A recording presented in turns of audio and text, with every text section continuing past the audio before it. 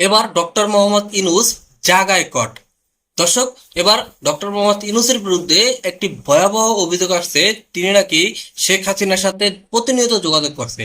তিনি নাকি শেখ হাসিনার সাথে যোগাযোগ করে তিনি রাষ্ট্র পরিচালনা করছে এবং শেখ হাসিনাকে পুনর্বাসন করার জন্য তিনি প্রতিনিয়ত কাজ করছে। এরকমই কিছু ভয়ঙ্কর অভিযোগ আসছে ডক্টর মোহাম্মদ ইউনূসের বিরুদ্ধে। ডক্টর মোহাম্মদ ইউনূস তিনি জাগায় কট হয়ে যাইতেছে। তিনি কি তাহলে গ্রেপ্তার হতে চলছে, নাকি তিনি রাষ্ট্রীয় ক্ষমতা থেকে তিনি সরে যেতে চলছে? দর্শক, খুব ভয়ঙ্কর কিছু বিষয় আজকে আপনাদের সাথে উপস্থাপনা করব। তার আগে আপনাদেরকে ছোট্ট করে একটা রিকোয়েস্ট, যদি যারা এখন পর্যন্ত চ্যানেলটি সাবস্ক্রাইব করে নাই অবশ্যই চ্যানেলটি সাবস্ক্রাইব করে সাথে থাকা বেল আইকনটি প্রেস করে দিন এবং অবশ্যই ভিডিওতে একটি লাইক দিয়ে ভিডিওটি কন্টিনিউ করুন। দর্শক, গণ অভ্যুত্থানের পরে বাংলাদেশের সকল জনগণের একটা আকাঙ্ক্ষা ছিল যে ডক্টর মোহাম্মদ ইউনূস তিনি দেশটাকে খুব সুন্দরভাবে চালাবে এবং যারা গণ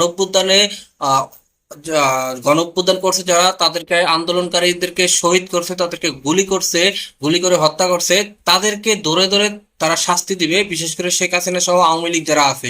কিন্তু এবার সরাসরি ডক্টর মোহাম্মদ ইউনূসের বিরুদ্ধে অভিযোগ আসছে তিনি নাকি শেখ হাসিনার সাথে কন্টিনিউ যোগাযোগ করে তিনি দেশ চালাচ্ছে। শেখ হাসিনাকে পুনর্বাসন করার জন্য তিনি আপ্রাণ চেষ্টা করতেছে গোপনে, এবং সেই বিষয়টা আসলে কতটা সত্যতা আছে সেই বিষয়টা আজকে আপনাদেরকে বিস্তারিত জানাবো। দর্শক, গণ অধিকার পরিষদের আহ নেতা রাশেদ খান, অনেকেই বলতে পারেন যে বিকাশ রাশেদ, বিকাশ নূর। তো সেই বিকাশ রাশেদ এবার একটা অভিযোগ তুলছে তিনি ডক্টর মোহাম্মদ ইউনূস তিনি নাকি প্রতিনিয়ত শেখ হাসিনার সাথে যোগাযোগ করে দেশ চালাচ্ছে।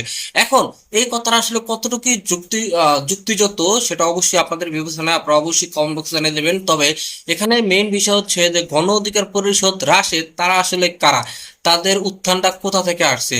অনেকেই কিন্তু এটাই বলে আসছে যে গণ অধিকার পরিষদের রাশেদ বা গণ অধিকার পরিষদ তারা কিন্তু জাতীয় পার্টির ভূমিকা পালন করতেছে। তারা ছাগলের ৩ নম্বর বাচ্চার মতো তারা চিল্লাচিল্লি করতেছে।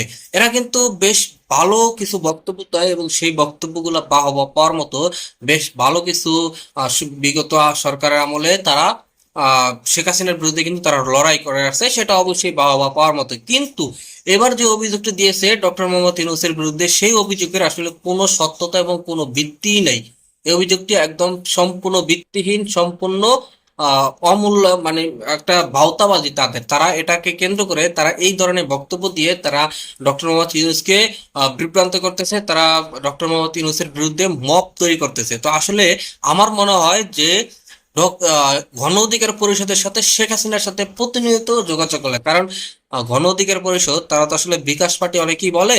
তো তারা টাকার বিনিময়ে তারা বর্তমানে একজন সফল রাষ্ট্রনায়ক ডক্টর মোহাম্মদ ইউনূস তাকে বিতর্কিত করার জন্য, তার বিরুদ্ধে মব সৃষ্টি করার জন্য তারা আসলে এই কৌশলটি খেলতেছে। শেখ হাসিনার কথা অনুযায়ী, শেখ হাসিনার প্রিসক্রিপশন অনুযায়ী, যাতে দেশের মানুষ ডক্টর মোহাম্মদ ইউনূসের বিরুদ্ধে খেপে যায়, ডক্টর মোহাম্মদ ইউনূসের বিরুদ্ধে, এবং দেশের যে গণ অভ্যুত্থানের যে শক্তিগুলো আছে তারা যাতে ঐক্য ঐক্যটা নষ্ট হয়ে যায়, তাদের যাতে যাতে বিভাজন সৃষ্টি হয়, এবং এই বিভাজনকে সূত্র করে, এই বিভাজনকে কেন্দ্র করে শেখ হাসিনা এবং আওয়ামী লীগ আবার তারা পুনর্বাসন হওয়ার জন্য চেষ্টা করবে।